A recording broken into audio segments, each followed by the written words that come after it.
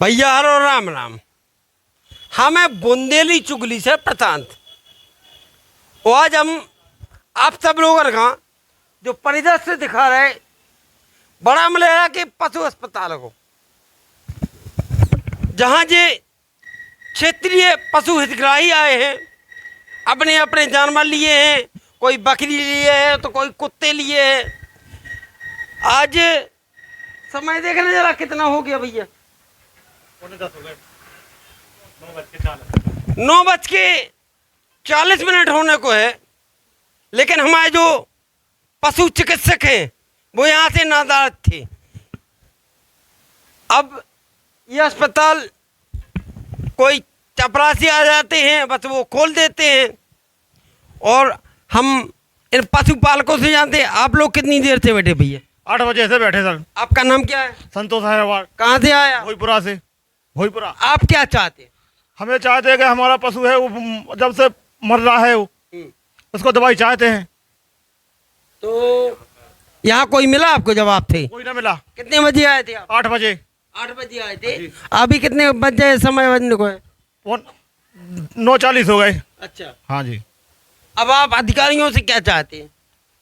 जो भी हमारे यहाँ बड़ा मलाया के जवाबदेह अधिकारी हैं, जैसे एडीएम मान लो या अन्य जवाबदेह अधिकारी हैं, उनसे आप क्या चाहते हैं? उनसे ये भी नहीं चाहते कि साहब जो भी है समय से काम होए। देखो भैया, बड़ा मलहरा पशु अस्पताल की स्थिति चिंताजनक है। आप देख लो, 9:45 बजने को है, लेकिन अभी डॉक्टर साहब चले आ रहे। इन्हें जो प्रशासनिक गाइडलाइन है उनको एहसास नहीं है, उन्हें की कोनो फिक्र नहीं है, कोनो चिंता नहीं है। जब इनकी मर्जी आए, जब इनको मन बोले, जब ये चले आए, कहीं इनकी देखने वालों सुनने वाला कौन नहीं है। अधिकारी जो बैठे हैं बड़ा मलेरा में बेसमोन है। ये अस्पताल में डॉक्टर साहब इधर पट्टी अट्टी है का? हाँ, पट्टी वगैरह है। हाँ, रुई पट्टी। लेकिन जो ये हितग्राहियों का भी है, तुम्हें पट्टी अट्टी मिलती है? नहीं मिलती हैं। नहीं मिलती। गोली दवाई कुछ भी नहीं देते हैं। मलहम नहीं नहीं नहीं देते। अब आप खुद देख लो, मतलब इतने पट्टी गोली दवाई कहाँ जाती है भाई? ऊपर से तो आई नहीं। जा स्थिति आती नहीं है, जा स्थिति हमेशा किया है। इतने के जो अधिकारी हैं उन पर सवालिया निशान तो कौन को अंकित होते ही है भाई। इतने जब पट्टी आ रही, ऊपर से मलहम आ रही, दवाइयाँ आ रही, तो भाई जा कहाँ नहीं, भाई जा कहाँ नहीं। और अगर हितग्राही को मेडिकल से ले भेजे ना, तो उन्हें नॉट फॉर सेल की पशु अस्पताल की दवाइयाँ उपलब्ध मिले होते। अगर ना हो अधिकारियाँ ना पता, तो कोनो भी एक हितग्राही आप पहुँचा के देखो और वो मेडिकल पे दवाई लिखें और नॉट फॉर सेल की दवाई मेडिकल से मिले। मजो का है जो ऐसे चलने जब पशु अस्पताल। इतने कितनी योजनाएं आ रही क्या भैया?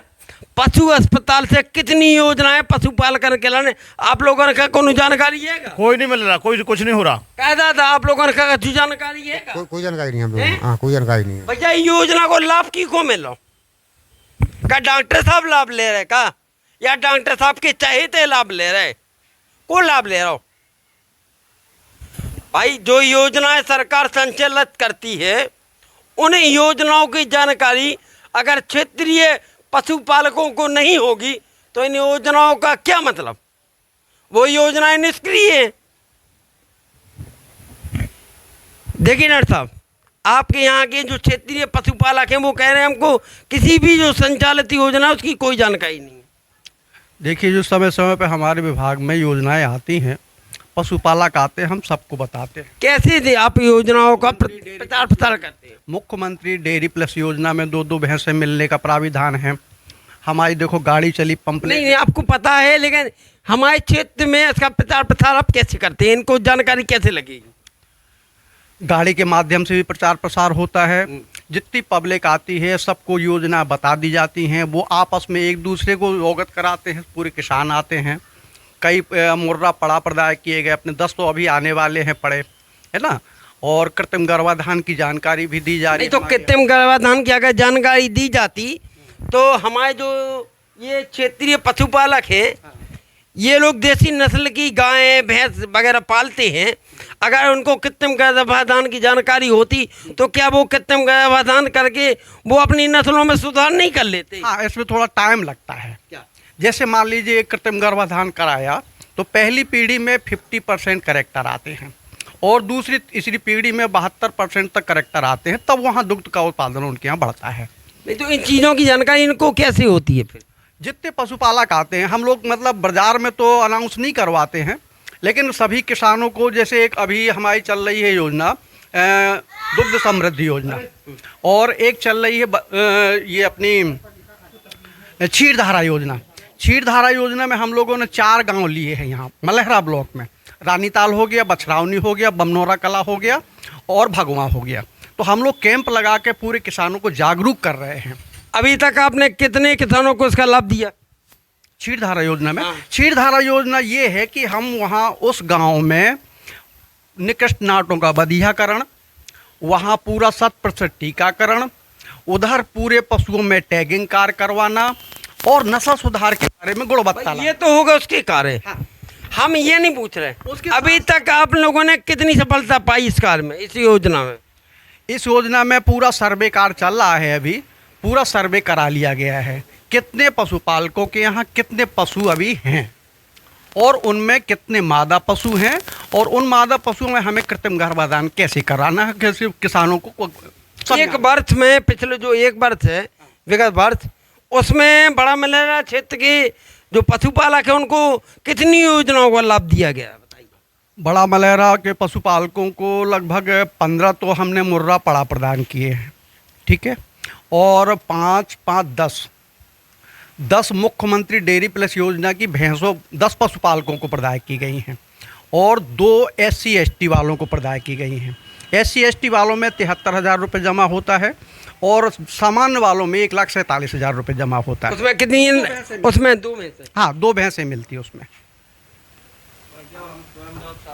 बाकी आचार्य विद्यासागर योजना भी है हमारे यहाँ।